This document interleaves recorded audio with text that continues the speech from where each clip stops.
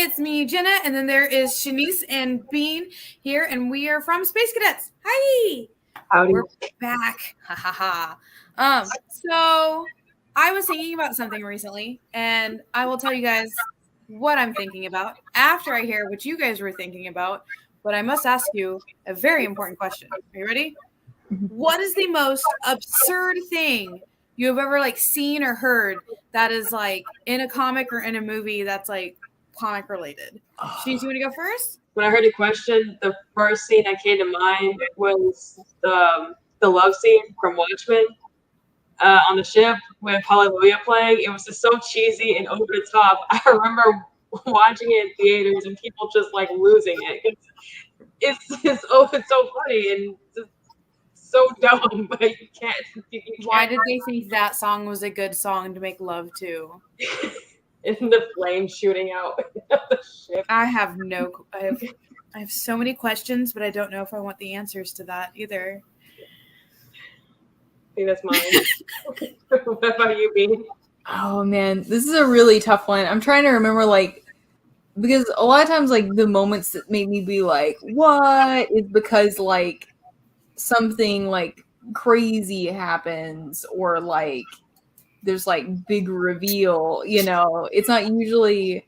I'm trying to think of a really, really absurd moment, but I think I might need a second. Jena, do you have one in mind? Okay. So I don't know if either one of you have heard this, but there was this show on Comedy Central called Drawn Together. Yes, I remember that one. Just the whole show. The whole thing. Absurd. I can't go a single day without quoting it. Not just the movie, but any part of the show. I think I have most of it memorized. I've watched it so many times where it says I've got to try from Captain Hero. And I'm pretty sure I do that daily. And it is the most outrageous, absurd, anything related to comic book characters, because there was a whole lineup. There was a Betty Boop character. Mm-hmm. There was Captain Hero, who was a very raunchy, bad version of Superman. There was Xander, who was a very raunchy, bad version of Link from Zelda. Who else was there? Shanice, do you remember any of the other characters? What's her name? Clara, the princess? Clara, who was supposed to be a Disney princess, yeah. Ling Ling, who was supposed to be a Pokemon. Yeah. So this whole show, it looked like it was from a comic. I don't know if it was actually in comic form, but yeah, that was. I don't know how else to describe it, because they literally took every universe you could think of and found a way to make fun of it one way or another. I think in the movie they were in the Flintstones. And they also had a giant robot. Does anybody remember that? No, I only had a few. And it was more I was a kid. I was too young to be watching it. But I was it was that up late, lights are off in my room, and I have the remote where you can go back a channel real quick. Yeah. It was that. And I was just watching Adult Swim because I was just I'm not supposed to, but I don't remember any plot or any characters from it. Just I do remember, because I said, I quote it. Me and my cousin Squishy, where literally would just be exactly the same through. It was the back button on the remote where it would go to the previous commercial or previous channel. Mm-hmm. We would type in random numbers. We would get to that channel. be watching it and then press a random number for a channel in case anybody came in, and we would go to that channel and we would just go on the back button every time somebody walked in because we knew. And then later on when it was on the internet and I was watching it on my laptop, I was like, oh, I don't remember it being this bad on TV. Let me plug in my headphones. Whoopsie doodle. Because like I said, I didn't remember it being that bad.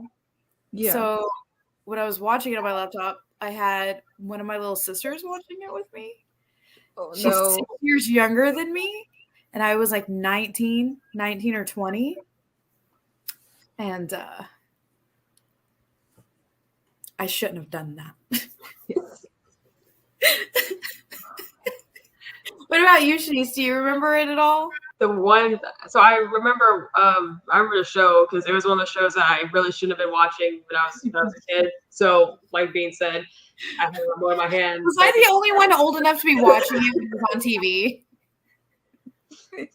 I mean, It was on for a long time. So, yeah. And my parents, like, they, you know, it's like, watch, like, we can't like ban it from, like, we can't ban you from watching it, but obviously, like, don't watch it. But those jokes I remember was the octopus thing, and I feel like that's the.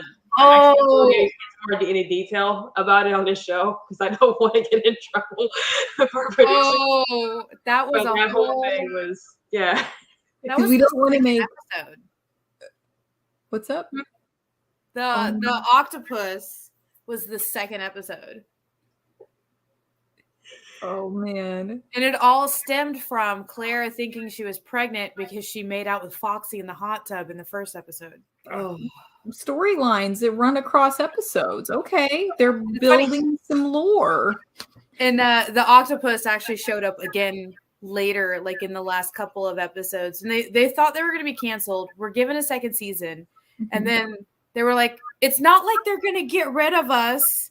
And then on the bottom, they freeze it. They're like, at this time, we didn't know we were canceled. Oh, man. Oh, gosh.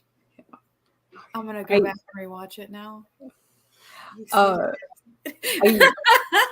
But I think I have an absurd thing from comics. Okay. And it's like a thing that happened. It also involves the real world and just how something got made, which is that I was reading, I think that it was the Valentine's Day special from DC this year. Oh, I read the first story and I'm like, wow, this is a story which spoiler alert, but also the story's only like 8 pages long. So whatever. But the Penguin marries Catwoman. They really like each other. It is heavily implied that they have a very active relationship. And then they like go on to become philanthropists and like solve all of the world problems. It's like a very weird story. I'm like, why is the Penguin the main character? Why does he get to marry Catwoman? Why do they like solve world hunger? What the heck is going on? And then someone pointed out that it was written by Danny DeVito. I'm sorry, I just pictured Danny DeVito and Michelle Pfeiffer like. Yes, it was his fan fiction published. Like, but you know what though, I feel like if I played a iconic Batman villain, you know, and I had a chance to write, you know, fanfic of me getting together with Michelle Pfeiffer's Catwoman, I mean, I would too. I can't judge DeVito for this. I mean, she was my favorite Catwoman of all the ones that have been portrayed on TV. That includes the newest one. Don't get me wrong, I loved Catwoman and the Batman, but something about Michelle Pfeiffer's take on it was. What about y'all? Who's your favorite Catwoman? That's a tough one. I don't know. I've never thought about what Catwoman. So I realized this when I saw the Batman. That every Batman movie, I get excited, I go watch it, I just never revisit any of them. I don't know why. I love them, but I just watch them and then I just continue with my life. And just I'm like, I saw it. And so I haven't really given it deep thought. But oh man, our producer just reminded me in the chat that Eartha Kitt though. Oh no. Okay, no, I take it back. She's my favorite. She No is takesy my backsies. favorite. No takesy backsies. You already said it. You already said it. No. No takesy backsies. Claim Michelle Pfeiffer. I will stand by Michelle Pfeiffer. I mean, I will stand by it. Yeah. Okay. Yeah. Eartha Kitt was so good though. Now I am thinking about it and I'm like, yes. Or either Eartha Kitt or from the newest, the Batman. I think one of those two. I really like the newest one. I think because like I really enjoy the backstory and the origin story that she gets. Yeah. So I think that's I think that might be my favorite. Yeah. Yes. What about you, Shanice? I like all of them. I really can't choose. I like them all. Just for like different reasons. I like what's his name? Julie Newmar and the kids kind of because like camp. Michelle Pfeiffer for obvious reasons. Anne Hathaway actually, yeah, I actually really enjoyed Anne Hathaway's. Zoe Kravitz, I liked all of them. Even so there is one Catwoman that nobody's even touched on though, and I don't know. Do we not talk about that Catwoman? So I was actually about to touch on that one. I don't hate. I actually don't hate Halle Berry's Catwoman. I really don't. I just think that I had no issue with her. I just had an issue with the movie itself. Yeah. I just wish she had a better everything. But yeah. Although those claws. The claws from Halle Berry's Catwoman were pretty dope. But yeah. I don't hate it. I will not watch it again. I guess that's the best way to say it. I am indifferent about it. Yes. Man, I just thought of like another series that's very over the top and very ridiculous and absurd, but is because I mean like we could talk about like I Hate Fairyland. That one is absurd, but it's very purposefully absurd. So that's kind of like low-hanging fruit. But I think that because I was just thinking of I don't know, I think that the like Halle Berry Catwoman made me think of Sin City just because of like the costume and everything. But Sin City was as a series just like so ridiculous and so over the top, but in a very perfect way. Like yeah. So I was just thinking of like even some of the characters from that were just so gross. Like the villains were so gross and so over the top. I don't know why, but since we were talking about Catwoman and absurd things, instantly popped in my head was Harley Quinn that the DC app was doing, and now it's on HBO Max, I think it is. Mm-hmm. Right? The animated one? Yeah. Yeah, I think it's on HBO Max, but I instantly thought of that. That was super absurd everywhere too. Mm-hmm. Like, have you guys seen it? Yes. I haven't watched it yet. I read a couple of the comics that are like because it's like the first season and then there's like 6 comics they released that are like the bridge. Yeah. That's like the Eat, Kill, Bang tour. Yes.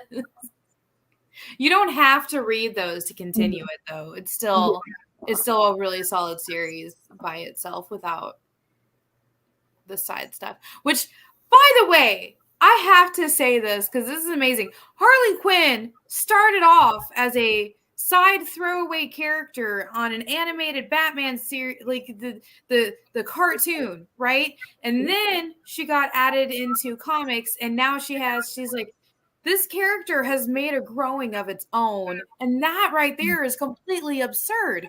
Has anybody ever heard of that happening before, where a character was supposed to be a throwaway character in a TV show or movie, but then took on a life of its own, like Harley did? Like, can you guys think of any other characters like that?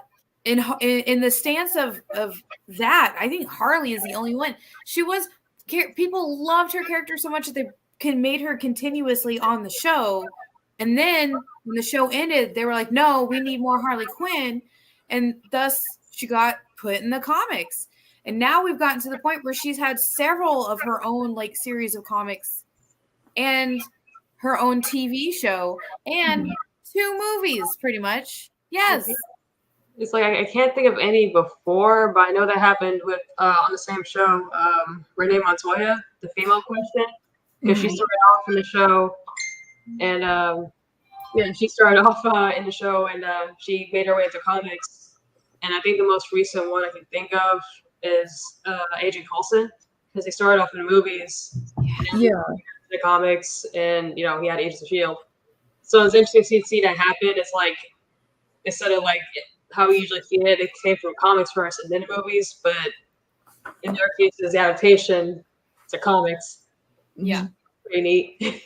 And she has shaken up the DC universe too. She's in a relationship with Poison Ivy. She's sometimes besties with Catwoman, sometimes enemies with Catwoman. Like, she teamed up with Batman. She had a fling with Nightwing. Like, she is literally, as a throwaway character that she started off with, completely changed the DC universe. And I'm pretty sure that's one of the most absurd things I've heard of when it comes to like comic book characters. That is crazy. Which an absurd thing that she became a part of that we've got to talk about if we're talking about absurd movies is the Suicide Squad. Like it's the second one is the Suicide Squad, right? Yeah, I think the first one is Suicide Squad, and then it's the Suicide Squad. Okay, yeah. Like there's Batman, and then there's Batman Returns, and there's Batman blah, blah, blah, and then there's the Batman. Yeah. Batman. Yeah. Blah, blah, blah, blah, blah. That's gonna be the next title, The Batman, blah blah blah blah blah. Mm-hmm. Blah blah blah. Yeah. It's been optioned, so all of the Batman blah blah blah comics you guys have, they're really gonna skyrocket in value pretty soon. Oh my gosh, if I ever get any of my Batman comics signed, I wanted to say blah blah blah. They'll be like, what? Don't ask questions. But I do not know blah blah blah. Yeah, the Suicide Squad was so ridiculous, like from the very beginning.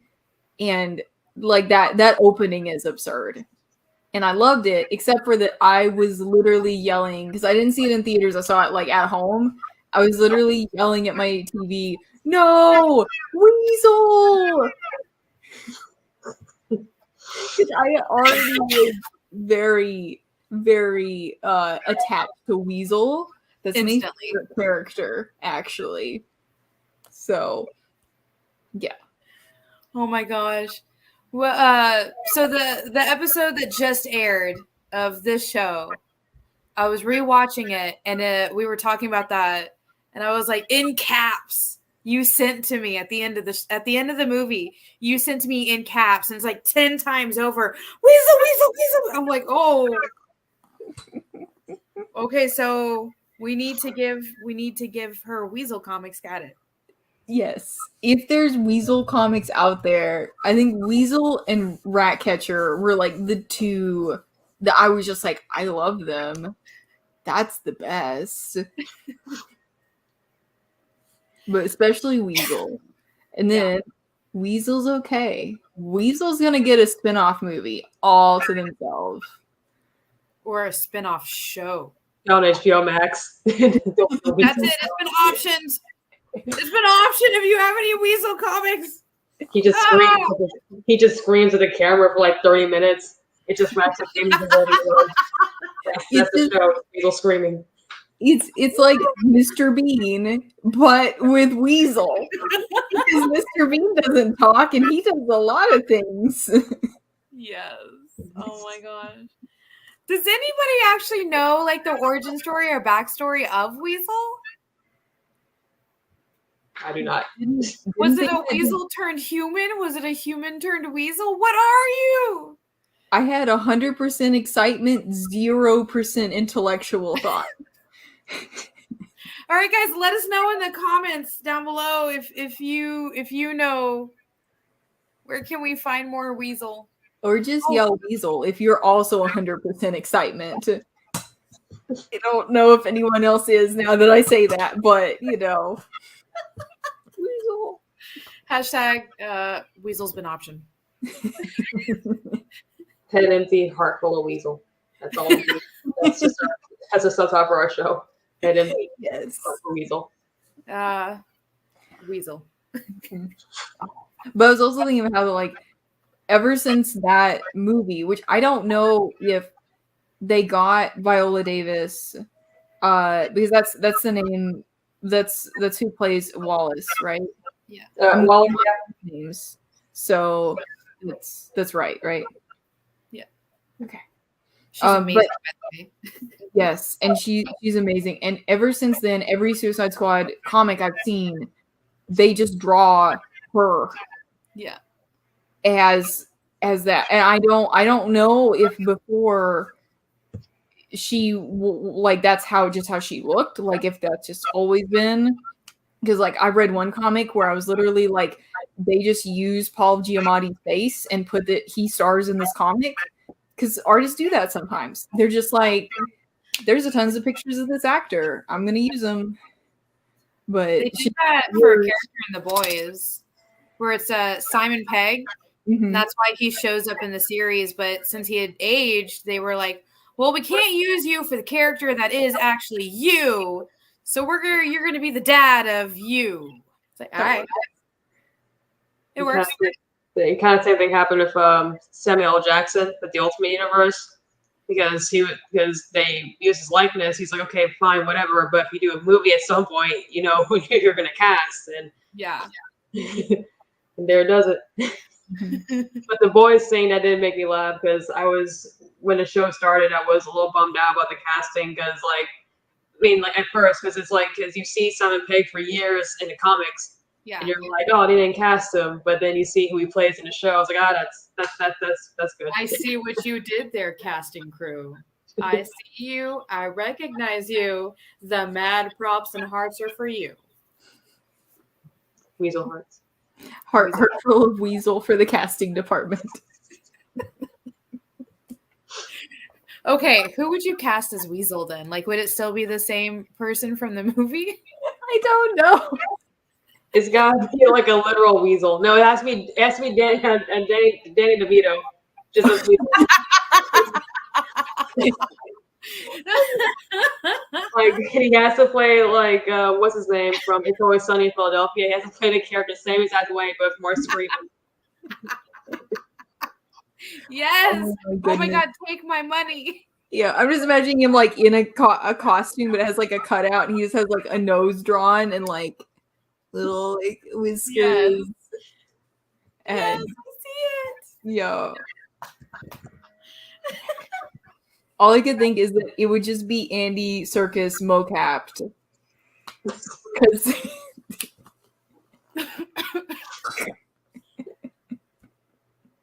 he can do anything. Like That's true. Or Doug Jones. Yes. Oh my gosh. Because Doug Jones is in everything. Remind me who Doug Jones. Doug Jones also plays Abe in Hellboy. And you know The Shape of Water, the creature? Yeah. And then in Pan's Labyrinth, he was pretty much all the creatures. Yes, I know. Okay, I know. That's who I thought it was, but I was going to double check. I think he was also in a movie. He was the Ice Cream Man in They did like the Ice Cream Man like from Image Comics, like that Ice Cream Man? He looks like that. Okay, so the movie I'm thinking of is Legion. Where he comes in an ice cream truck and then all of a sudden just like starts extending his bones and gets all big and just goes and then comes at the people in the diner. Oh, I haven't seen that. Yeah. It wasn't a great movie, but the special effects were a combination of practical effects and CGI that were done really well. And I really enjoyed it because it's not demons. Spoiler alert from over a decade ago. it's angels that are the bad guys. Oh. Angels are possessing people to come and kill this pregnant woman before she gives birth to the person that could save humanity in God's eyes. Oh. So if they kill her, then they get to rain hellfire on Earth. And one angel, who is played by Jarvis, I can't remember his name, it's killing me. Oh, Bettany. Thank you. Thank you. He comes down and he cuts off his wings to try and save her because he is the only person left in all of heaven that still believes in humanity. That's ridiculous. I need to watch it. You said it was called Legion? Yeah. Yeah. I think I have it somewhere here. Whatever. Sorry, guys. I'm not in my normal location. Yeah, we've swapped. We swapped for the day, and so I can't just be like, "Oh, it's." Yeah. I literally turned, and I'm like, it's there. It's not here. It's there. It's not. Yeah. But I like it. I like it. Yeah, it was a sick prank we're playing on all you guys viewers.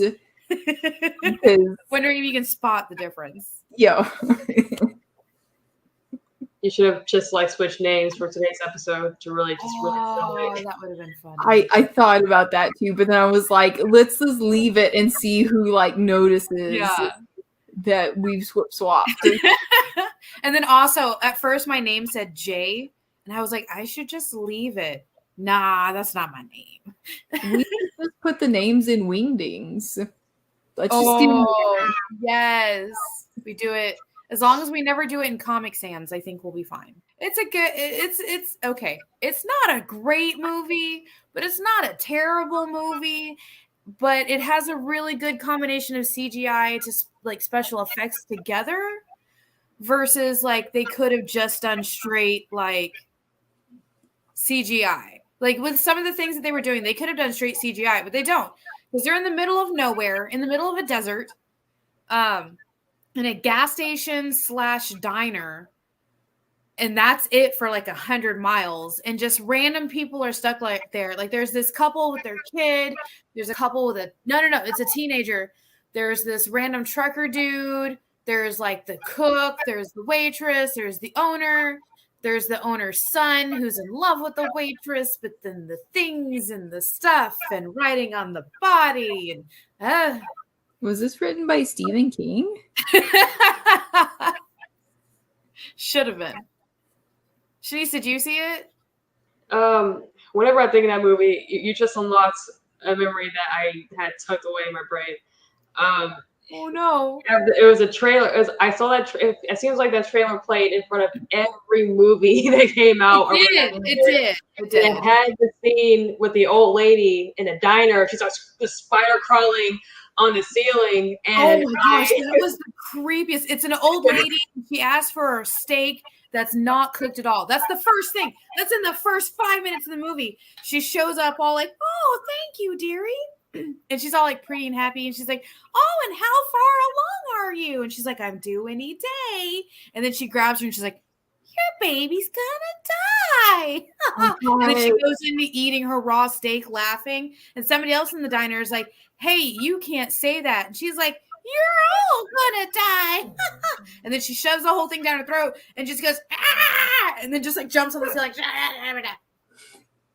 See, that's just normal behavior at on a Sunday. Like just random old lady, just normal behavior. That's But it was her smile that she kept the whole time. She's like, "Oh, you're all gonna die. Your baby's gonna die. You're gonna burn in hell. Look at my raw steak. Num, num, num, num." And you're just like, so that's where this movie is going. And it went fast. Also, the fights among the angels were really freaking awesome. Like, Michael comes down and he has a battle mace. And he's in decked out full like war gear with his wings. And he's like, "I'm gonna kill you. Why you gotta make me kill you? You were my brother." And then the other angel who cut off his wings, is like, I know that God doesn't mean this. And he's like, oh, this is what God said to do. And then he just goes at him with his mace, and you're just like, well, you have a machine gun. Let's use the mace instead. All right. Well, we're gonna be right back. And then Jenna's just gonna do all of the parts of the rest of the movie. So then that'll be we'll come back after the break, and there'll be just an hour of Jenna scene by scene. She's gonna take you through Legion. It's gonna be great. Gonna be basically like director's commentary. Yeah. So we'll see with more acting. With more acting than the movie.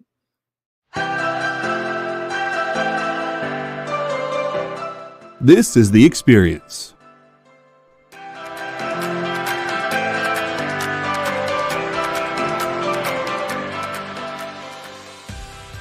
Good afternoon, everybody.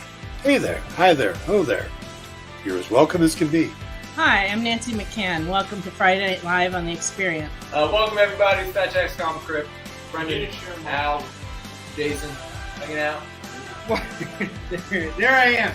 Welcome back to Kicking It with Henry, folks. I am your host, Henry Kumpa. It's great to be here with you guys. So we are going to talk about books that are in stores this week. Hi, everybody, and welcome to Mishmash. Hello, and welcome to the Black Comics Universe, presented by Peep Game Comics. And you gotta love it that the first people in to minute to skim it are creators.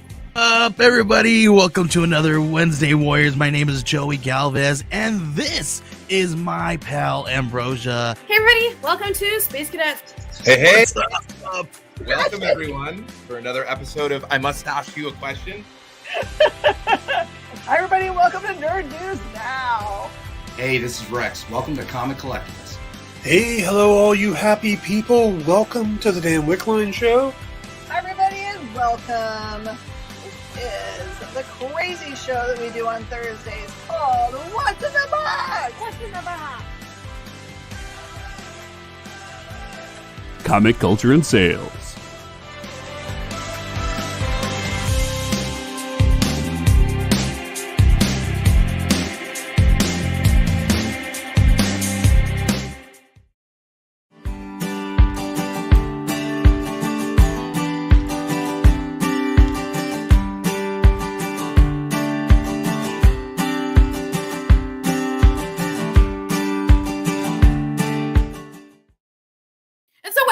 Totally crashed the vehicle, right? And he's got this like writing all over his body. She gives birth and is like, oh, look, a baby. I'm ready to be a mom, even after I did all that shenanigans, and was like, okay, let's go raise the savior now that we have this, legion of army of angels and demons on us, but that's okay. He's got shenanigans in a different language written all over his body. We're good. And then roll credits. That was it. Rolled the credits.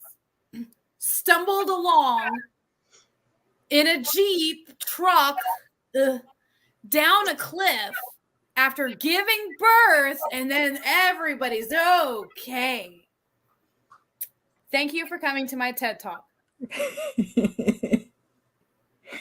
All right. That was the entire movie Legion by Jena. Thank you, Jena. Thank you so much. You should watch it. We don't have to. Yeah, you can fix that issue for us. And that's why I don't like Jeeps. That was so much about movies. What about video game moments that made us be like, what? Yeah, Shanice, you're going to have to go first. I'm sorry. Oh my gosh.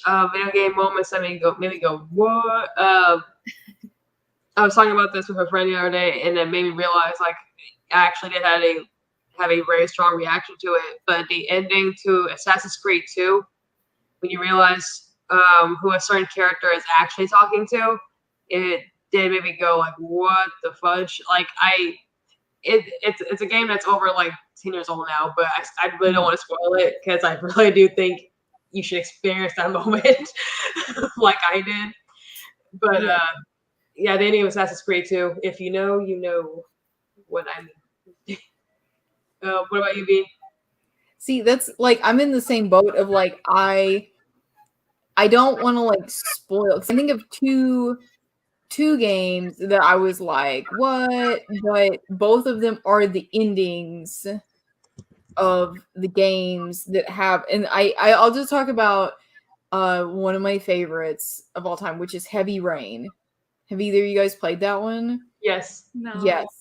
And so it's a Quantic Dream game, which I love those, and it's all like story based, and it's like it's quick time events are like the most like video game mechanic of it, kind of. And so it's a story about a serial killer.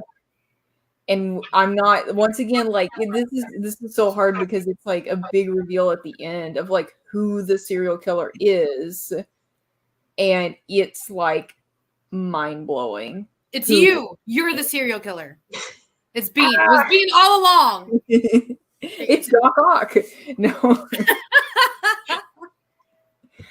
But that one is really good. I enjoy it, although it is definitely, that's the kind of game where if it's not your cup of tea, the format, you're not really going to enjoy it. But I love those games. So. Nice. So. Okay. I guess it's my turn. Mm-hmm. I have a tie. I have a two-way tie on games that a moment in the game just made me go like, what? So you guys know I've been going through Stardew Valley again, trying to get through all the mines and fishing and all that stuff. Like it's not very story-based, but there is some storyline to it.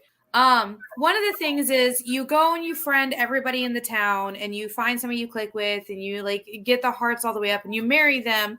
And then once you get a new set of hearts, you have to get all the way up with your love for each other, your marriage life, them being perfectly happy with that. And you have to go through hours and hours and hours of doing all this work. And then you get to have a kid. And then you have a few more hours or days, in my case, of more work to have a second kid. One of the things that you do for one of the hidden people, the witch, is you can bring her things. And if you don't bring them to her specifically and you accidentally drop it off at the idol behind her, your kids turn to doves and fly away. Bird kids. And then your spouse hates you for killing your children. I'm not that sounds tragic, but why would you just shout out bird kid? Sorry, that was great. But when that happens, you lose your child, and you're just like, where'd my kids go? What? Why would you put that in the game? Ah! That's crazy. Ah! It's low-key traumatizing. High-key traumatizing. You don't understand. I had almost 100 hours in this game to get both these kids. One was still a toddler and one was still a baby. And then I come back and my wife hated me because I turned our children into doves.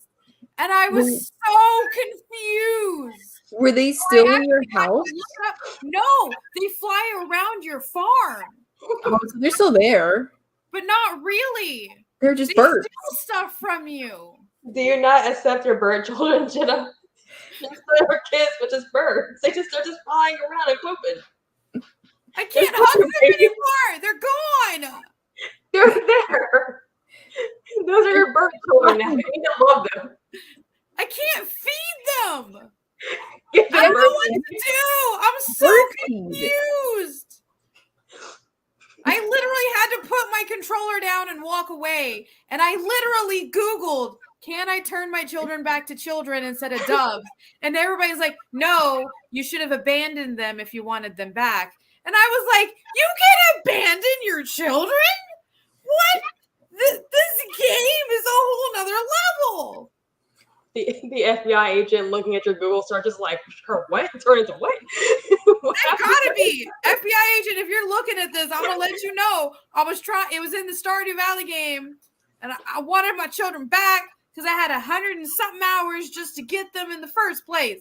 Like, oh, and then, so your spouse leaves you, right? Everybody in the town pretty much hates you because they think you just killed your children. Nobody else knows that your children are doves, but you and the witch. Everybody else in the town thinks you killed your children. That's rough. Oh my god. So, I thought Stardew Valley was supposed to be like Animal Crossing or something like that. It sounds like it turns to like that movie, like The Witch. It's like it did. It did. Yes.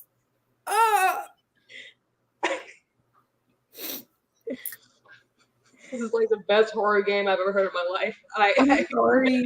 Playing this game. You're now. just supposed to be rebuilding a farm that your grandfather got too old to take care of, and it got overgrown, and then you're making friends with all the town people, and then you go into the mines and get chased by ghosts and giant flaming skulls, and then you have to go fishing for this stupid fish that's also a ghost, and squids at the bottom of the ocean, so that way you can make ink, so you can make soup, and then you go cooking, and then you turn your children into doves, and the entire town thinks you killed your children, and nobody wants to give you gifts because they don't want to be your friends anymore.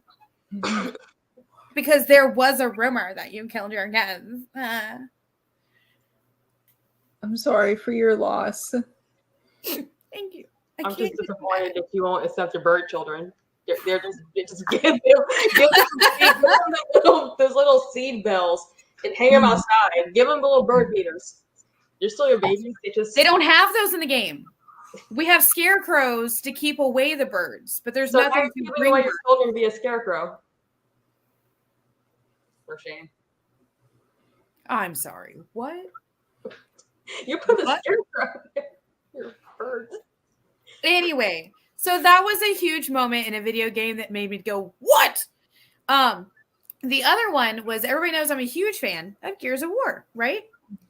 So in the first 3 games, our 2 main characters are Marcus and Dom. In the very first game, you're out looking for Dom's wife, Maria. Yeah, she got taken and experimented on the locust, and he had to put her down. That was hard to watch. But that wasn't the what moment. Fast forward 2 games later, in the second game. Sorry, that was the second game. I got ahead of myself because Stardew Valley, and then also, Legion. It's been a day already. So in the third game, they finally find a way to take out all the emulsion, which has been infecting the locust, which has been making the locust come to the surface, which is making the locust kill the people and experiment on them and kidnap them like they did to Dom's wife and children. And then they're surrounded. It's him. There's Dom, there's Marcus, there's Anya, there's a group of people. Okay, in this game you could play up to 4 players, so there was 4 main characters that you could pick from. And in all 3 games, I always played Dom. There was something about the tragedy of his story that I don't know why I connected to him, but I always played as him. And so they're completely surrounded, and he's in the fuel truck. And he's in that fuel truck just driving like a madman. And he yells on the phone, like, Marcus, get out of the way. And they're all like, no, don't do it. Don't do it. Hordes of locusts and emulsion all around them, right? There's no way they're going to survive this unless Dom does this. And he's in the truck with the fuel, and he smashes it to crash it, to blow it up. And while he's doing that, they zoom in on him, and he's like, hey, Maria, I'm coming home for you. No. Blows up, and Marcus is like his brother. So it's right there in front of everybody. And I'd been playing this character for years. And that happened. I had to pause, and I took like a 2-day break from the game.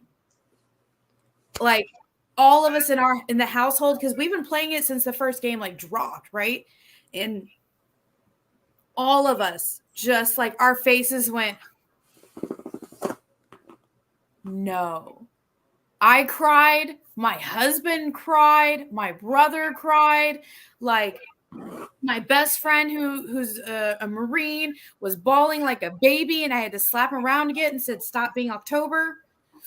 Like, this was a moment. Okay, so the reason he's called October is because he forgot about the month October and he calls it November and 2nd November. So that's why his name's October. Anyways, so I literally had to be like, October, shut up, stop being a baby. And we had to go back and we had to finish the game and had to cry some more for my soul.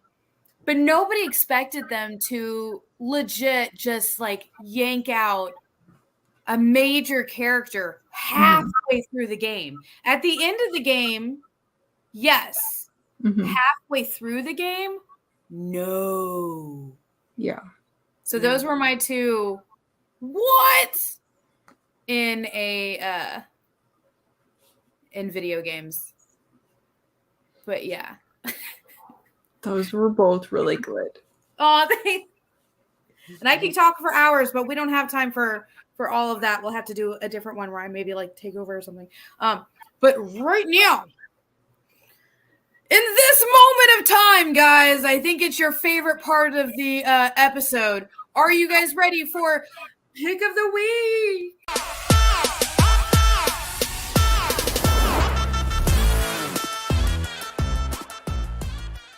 So we read Oxymoron by Comics Tribe.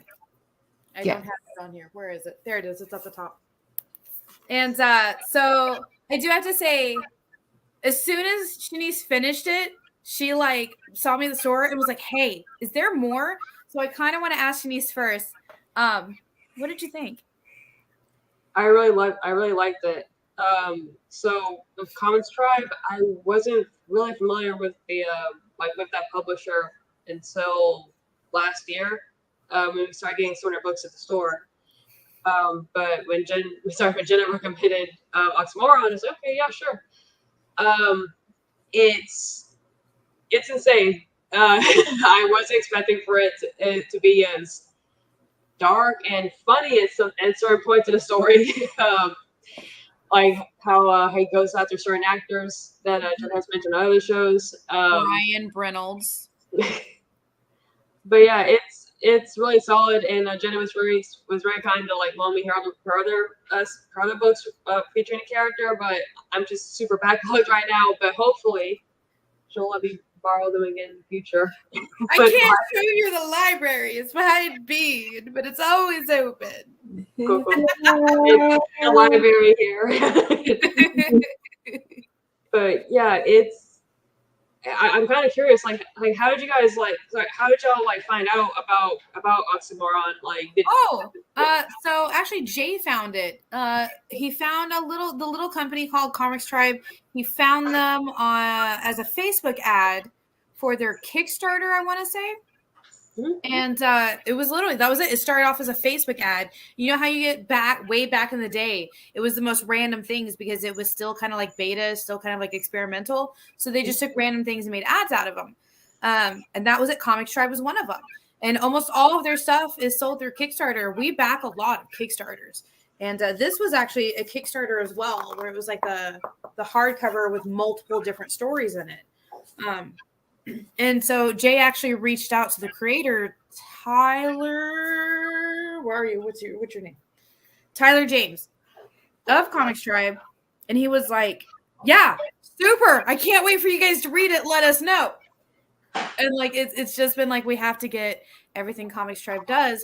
And I think the first time we saw Oxymoron was in another book called Red 10. Where it's like their own version of like their Justice League, and he showed up there, and he was such a big character that they went ahead and did this trade, plus another one. And like I said, it's a bunch of different stories. That's why there's so many writers and artists in here. So it's a couple of different stories. My favorite storyline was the Christmas one. All right, Bean, what did you think about it? So I had a question about it because you know that like. I enjoyed it. It's not usually the kind of book I read. I also only got to read part of that trade. So I have a question because it's sort of like it didn't grab me like some books do. But it's just because I usually like a book that has like a lot of like ongoing story and like has an overarching, and at least from what I read in this one, it's like here's the situation, here's the situation, here's the story, here's the story. It's like, which I know that like a lot of readers love that. But I wanted to ask, like, is there over like bigger story? Okay. There is, yes. This was a bunch of side stories put together in this trade, but Oh. there is actually like a main storyline where it's him and a detective. It touched on it a little bit in one of the side stories in this one, where it's him and a detective are pretty much going back and forth, and then he's the big bad of the Red 10. Yeah. As well. So this was all his side stories put together in one book. Yeah, see that makes sense. I wanted to ask because I was reading it, I was enjoying it, but like I said, a lot of times I really like a book with like a lot of story and like ongoing, like especially like mystery where I'm like trying to figure something out. Yeah. And sort of like that detective story, that's one of the ones I read, and it had that like this is like a part of something bigger, sort of, like taste to it. Yeah. So I was like, I'm gonna ask because I would definitely be interested in reading this character in a larger story. Yeah, I'll have to give you the other trade. It's called The Loveliest Nightmare. Wait, hold on. The producer, yes, The Loveliest Nightmare. Woo! I remembered. And that one is going to be the rest of his standalone major story arc. Okay. This one I wanted you guys to read specifically just because it is a little taste of oxymoron. And I don't know if you guys got from this one, but oxymoron isn't just one dude. Because say one of them dies, somebody else picks it up. Oh, okay. Yeah. So I don't know if you guys caught on to that in this one, because in one of the side stories, it's a chick. So I was like, oh yeah, they'll get it there. Yeah. And I didn't really know if it was like one of the situations where it's like a lot of different writers and a lot of different artists. I don't remember if there were different artists. Yeah, if they're just like it was like one of those where it's like here's kind of like Ice Cream Man is like each one is like a totally different interpretation. Yeah. So that's kind of like that's what I thought it was. Yeah. But so they're actually different characters, kind of. Kind of, yeah. It's like, okay, so the way oxymoron does it is he picks the next person. Like usually, so I think it was either first or the second oxymoron.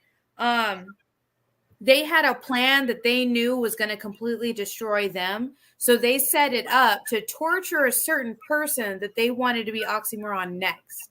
And that's why on the back, he'd be looking dead. Oh. Yeah. So that's what they do is they pick the next person they want to be oxymoron, and they pretty much torture them to the point of being obsessed with oxymorons and hunting people down for it. And then they become like their accomplice, sort of, and then they kill themselves in whatever scheme that they're trying to do. And then the next person becomes oxymoron. Okay. Yeah. It's so good. Like I said, I'll have to get you. I'll have to lend you. Well, it's right behind you. The Loveliest Nightmare. Oh, of course, right here. Not yeah. This is it. Yeah. So yeah, it's definitely. I usually like to recommend this one specifically, so that way people can get a taste of like all of oxymoron before they really do the deep dive into oxymoron. Because with this one, you can definitely see the little things of like, oh, Brian Reynolds, you were in GC and Garvel. Pick one. Let me rip off your face, pretty boy. How dare you do both?